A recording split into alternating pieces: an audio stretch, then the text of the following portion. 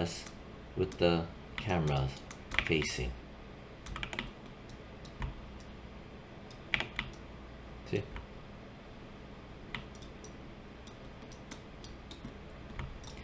I did that. And then I can go in here and I want to do a render. One second. Make sure that I have render cam selected. If you do not see the render cam, maybe first check to see if it's hidden or not. Right, that could be one of the glitches. Or also do a test render using like the perspective.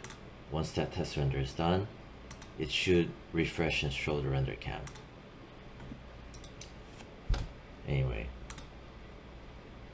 if all of that fails, go into the render globals, right? Render global, render settings, and then in here, renderable cameras, set that to render cam. And then close, and then it should show. So all I'm saying that it can be buggy, right? And at least I'm showing options to try to make it pop back up again. Control U to do a render. Ta-da.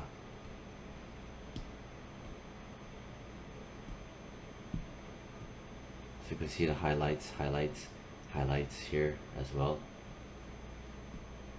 Starting to get a little bit blown out though. Oh yeah, I forgot to mention.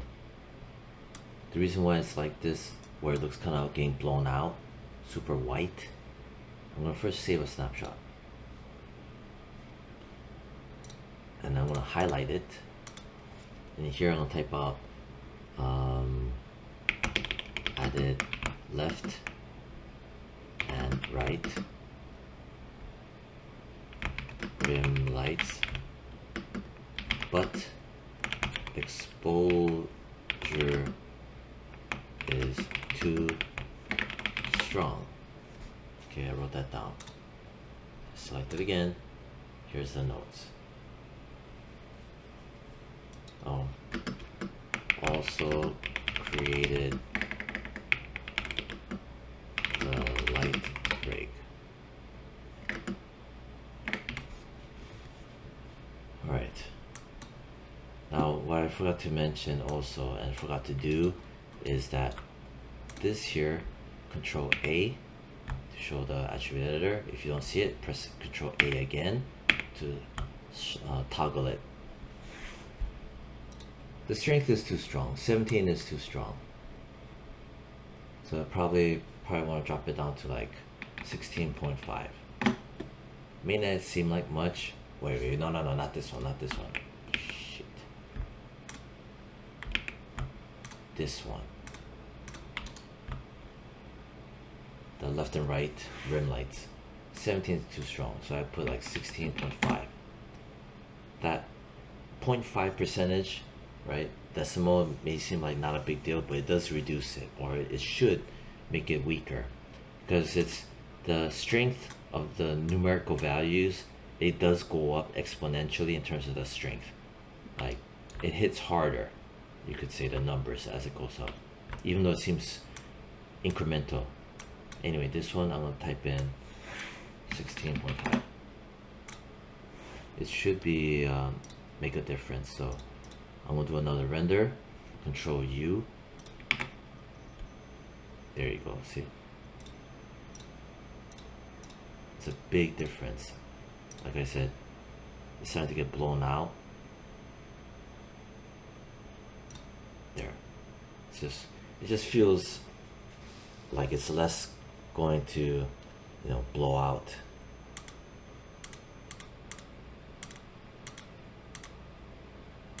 Yeah. I'm going to save a snapshot. There. Too bright. This one I'm gonna type in left and right rim lights, exposure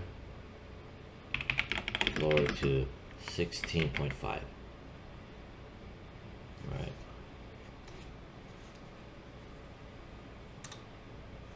Okay. I'm curious. I also want to select this, and then I'm gonna turn it off. Typically, if you click on illuminates by default, it should turn it off, but there are times where it's glitchy and it does not turn off. I forgot which version of Maya, but it was even recently, like last year. That's what I mean by it, man. It's just from multi-million-dollar company, you know, having a buggy like this is just sad. So I turned it off. It should be turned off, but you never know.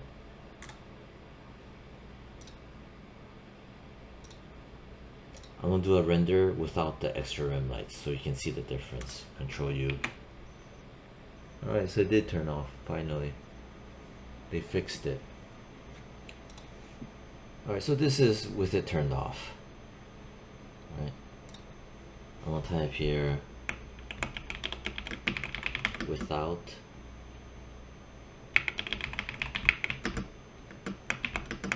left and right rim lights. Render without additional left and right rim lights. So let's look at, copy it, right? I'm going to save the snapshot. Okay, there. Yeah. So this is no additional left and right rim light. This, yeah, no rim lights left and right. This is with the left and right rim lights, and the value dropped down to 16.5, like 0.5% lower. And this one is with it at 17, where it's just too bright. 17, 16.5, none. So it is a massive difference.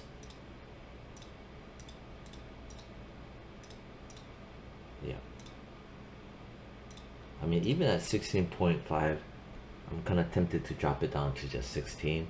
Reason why I'm fiddling and just nitpicking with the settings is that when you add shaders and you tune them to have metallic or, you know, different looks, it plays a massive role when working with the lighting strength and the lighting position and the lighting size. So I'm just trying to prevent things from blowing up before it happens. I'm just thinking ahead of time. So I'm thinking maybe probably 16 would be a safer bet, because the metals will probably blow out faster because the light strength might be too strong. No, I'm gonna just do that. At least now students can see the thinking process. Blah blah blah, grab the freaking light, type in 16, grab this light, type in 16, go in here. Like I said, I don't usually trust the IPR because it glitches out after X amount of renders and changes. I'm gonna do Control U to force the render. Oh wait, did I turn it on? No, I did not turn it on. I had to turn this on. I gotta remember to turn this on. Select that. Also remember to turn this on. Like now I'm gonna do Control U. There we go. Alright.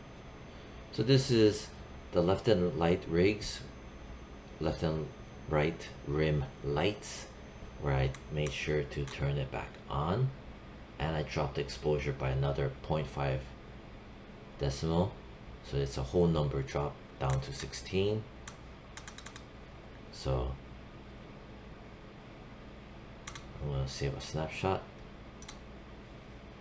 select it, type in left and right rim lights, with exposure at 16. There. So let's say you compare this one. This is exposure at 16.5. You see how useful it is to write down the notes, right? Versus this one at 16. So comparing this to this, this to this.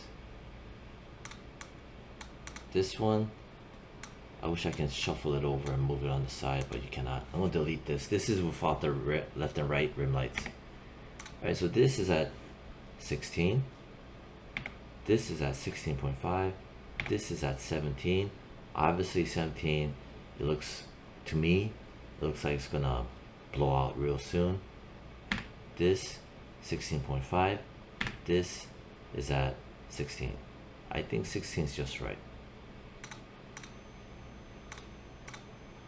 Yeah, I think I'll leave it at 16 for now. You can always go back and change it. Okay, so that's about it. Yeah, and then again, just to review the render cam. So as you can see, I did change the position, right? And I can go back in to save it as a snapshot. I mean, save the position of the camera to bookmark the camera's location. You select the camera, right? Or you be inside of this render cam, either or. You click on the ribbon, bookmark. Again, it does not give you a confirmation, nothing, which is annoying, right? But you can go under view, bookmarks, there's camera view 2. If I can go back to camera view 1, view, bookmarks, go back to camera view 2, there.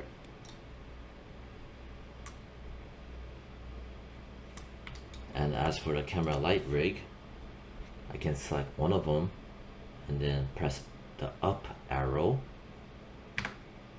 right? The up arrow, not the page up, but literally the up arrow button or key stroke. And here it is, right? So I rotated it, right, to match the facing with the camera. And you could even, you know, keyframe this, or just freaking set it back to 0. Right. And then in here, view, bookmarks, camera view 1, pop. That way you can go back to the original. And it's non-destructive. Yeah.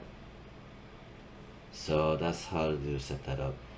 Other thing I want to do is I want to go in here, I'm going to crack open the light rig group. I'm going to select all the lights, the area lights only, just the area lights.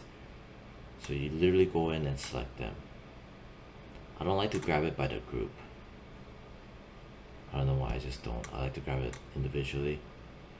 In here, make a display layer, double click it, underscore area lights underscore save. I can set to reference so I don't grab it accidentally. That is pretty much the light rig, studio lighting setup. 100%. I'm fully satisfied with it. Right, total there is, including that, is 1, 2, 3, 4, 5, 6, 7, 8, 9 lights, including the skydome light, which acts as an ambient field light. Yeah, so that's everything, and I think that's it. Yeah, I think the next tutorial I'm gonna go over making depth of field for the camera, so you have some soft blurring that you can control. And then after that, I think I'm gonna go into the shaders, shaders. And that's it. Why do I feel like I'm missing something to mention? Huh. Anyway, I can't think of anything. So I'm gonna end the video here. Alright, bye.